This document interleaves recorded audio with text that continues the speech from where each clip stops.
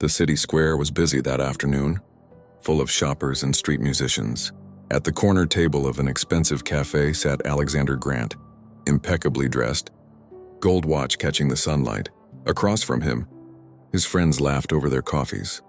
A few yards away, an old man in tattered clothes shuffled forward with a paper cup, asking quietly for spare change. Alexander glanced at him, then turned back to his friends with a smirk. "Some people just don't want to work," he said, loud enough for the beggar to hear. His friends chuckled politely.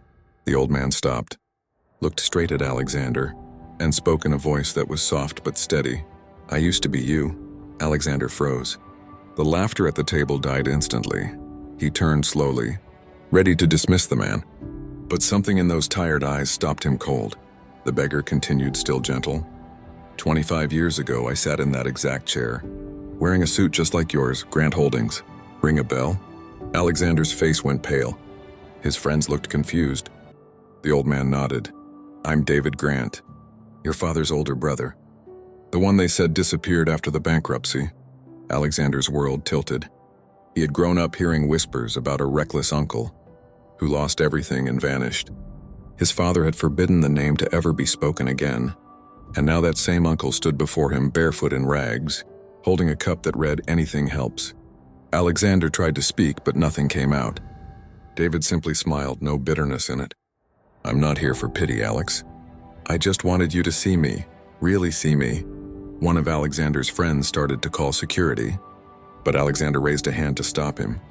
He stood up slowly, walked over, and looked at the man who shared his blood. The square seemed to fade away. "Uncle David?" he whispered. David's eyes filled with tears. "In the flesh, son. A little thinner, a little grayer, but still me." Alexander's voice broke. "What happened to you?" David shrugged gently. "Bad choices, pride, a market crash, and then shame that kept me away. I thought if I disappeared, the family would be better off." Alexander looked down at the cup in his uncle's hand, then at his own expensive shoes.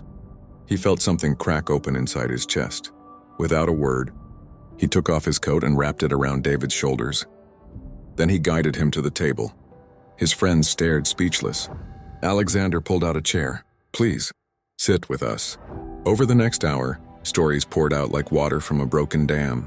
David told of sleeping under bridges, of kind strangers who shared soup, of years he watched his nephew become the success he himself never was. Alexander listened with tears he didn't bother to hide. When the sun began to set, Alexander stood. "You're coming home with me," he said simply. David started to protest, but Alexander shook his head. "No more disappearing. Not ever again." That night, David slept in a warm bed for the first time in decades. Alexander sat beside him until he fell asleep, just like a child. Over the following months, everything changed quietly. David moved into the guest house. He taught Alexander's children old card tricks and stories of their grandfather. Alexander started a small foundation in his uncle's name that helped men and women who had once had everything and lost it all. Every Friday, Alexander went to the city square himself, not to laugh, but to hand out meals and listen.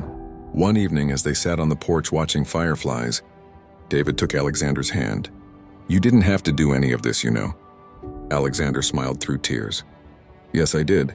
Because one day the man I laughed at turned out to be family, and he taught me that tomorrow that beggar could be me. Sometimes the person we look down on is the very one God sends to remind us who we really are. Sometimes pride wears a perfect suit, and humility carries a paper cup. And sometimes all it takes is one sentence, 'I used to be you,' to turn a heart completely around." If this story touched you the way it touched me, share it with someone who needs reminding that every person we meet is carrying a story we haven't heard yet. Because kindness isn't about how much we have to give, it's about recognizing ourselves in someone else's eyes.